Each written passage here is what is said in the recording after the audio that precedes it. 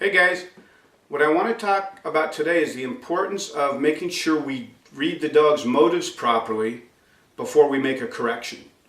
A lot of what we do, especially in advanced training with these dogs, is somewhat unnatural. Things like staying in the water when it's easier not to.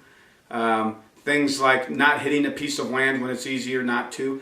Especially when it comes to water, many of the things that we ask them to do in the advanced training are not natural things. And even in some of the lower levels of the hunt test, some of the things they do create problems for the dog when the dog tries to do what is natural for them, which can get them into trouble in making even some very basic retrieves. So what I want to do here is give an example of a training situation and how reading the dog's motives correctly in training is really important, not only to get great results at the events, but to cultivate a positive working attitude in the dog as well. So, and I bring this particular example up because I've seen this happen numerous times, where in my mind, I feel the improper corrections are made and I think can actually affect how the dog sees the whole training process. So again, before I start this, I want to say that the natural thing for dogs to do when it comes to water, and this is a pond, let's say, is to get on land before they should or avoid getting in the water altogether. For an example, if this is our line where we're running from, this is our blind retrieve, and this is a point of land that they have to hit. This is a pretty advanced training concept, but the dog's expected to get in the water, get on the point, get off the point quickly, get back in the water and swim over here and get this blind. So, pretty advanced. What's the natural thing to do if a dog wasn't ever trained? The natural thing for a dog that's never been trained is to head for this piece of land over here as quickly as possible, or possibly even run around the whole pond without any training, depending on the dog. So again, we work really hard on teaching them, to get in the water and stay in the water. And to prove that is, this is not one of our first blinds, obviously. This is more of obviously an advanced blind. The first thing we would do when we start running blinds is we'd run from down here, maybe a little bit shorter version of this, but the concept would be the same. And we run this blind where the dog goes over here and misses this piece of land. Because we know, judges know, that the natural thing to do is to head for this piece of land. And then, the challenge is trying to keep the dogs in the water so it doesn't get over here and hit this. And if it does get on this, a lot of dogs will never come off. They'll be running around back here somewhere. So we work really hard on getting this type of blind before we ever do this more complicated one. So we work really hard on doing this, getting the dogs to do this. And part of that is going to probably involve some pressure on the dog to get that dog to do that once it's educated, of course. So now we're running our more advanced blind.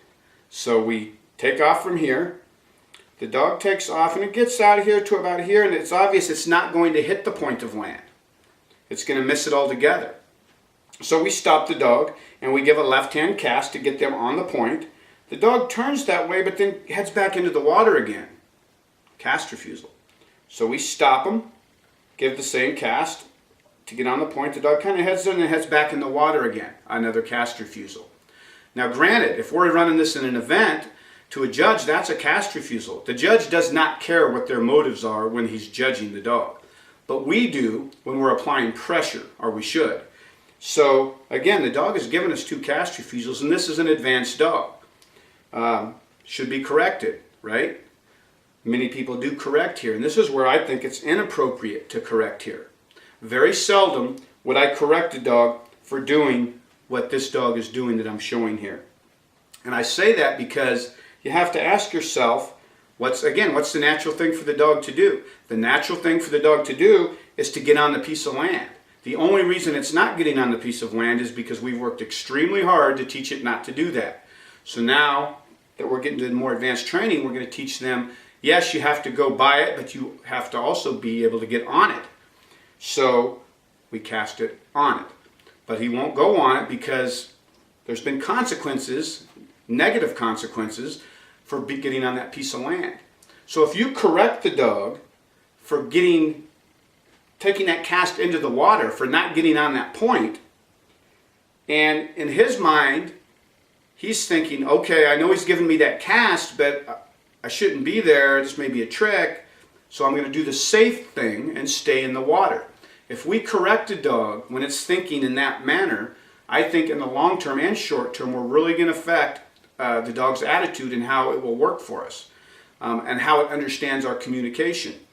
So that doesn't mean I'm not going to allow the dog, or it doesn't mean I'm going to allow the dog to miss the point. I'm going to get them to touch this in training one way or the other. It's probably never going to involve pressure. I may use attrition, keep casting the dog, give a bigger cast, simplify it. If there was a way I could move up, I would. Anything I can possibly do to teach the dog that it's okay to do that. And then once they stop on that, then I'll give them a big cast off of it to teach them that I want them to come off of it. But depending on the dog and how much pressure it may have had during its shore breaking, you could give the cast 10 times and it may not get on there. So I think it's very important as we go through this to understand why the dogs are doing what they're doing.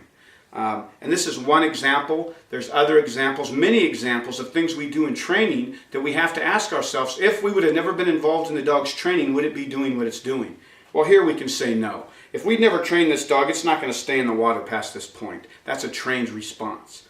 So now we're trying to teach them something new, which is to do the untrained response in their mind at this stage of their training.